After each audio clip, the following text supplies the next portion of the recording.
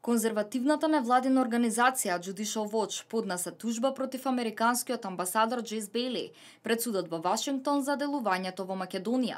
Тужбата следува поради сомнежи за незаконско финансирање и политички активности во рамки на фондацијата на Џорџ Сорос Отворено општество во Македонија.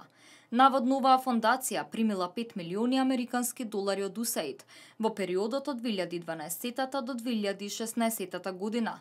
Тужбата беше поднесена во Окружниот суд во Колумбија, откако Стејт Департментот и USAID не одговорија на барањето за пристап до информации од јавен карактер, што се однесуваат на извештаи и договори за дистрибуција на финансиите кои од Стејт Департментот биле префрлени на сметка на фондацијата Отворено општество.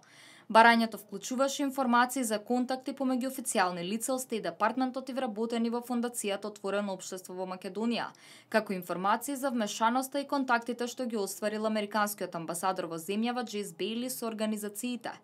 На страната на USAID стои дека во периодот од февруари 2012 до крајот на август во 2016 година, оваа организација префрлила речиси 5 милиони долари на сметката на фондацијата Отворено општество во Македонија, во партнерство со 4 локални невладини организации.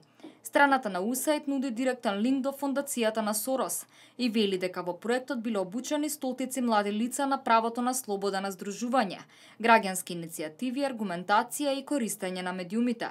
Да се преиспитаат активностите на амбасадорот Бејли и USAID, неодамна побара и 6 конгресмени, меѓу кои Мајк Ли кој испрати писмо до Бејли со барање да ја објасни врската помеѓу Стејт Департментот и фондацијата Отворено општество.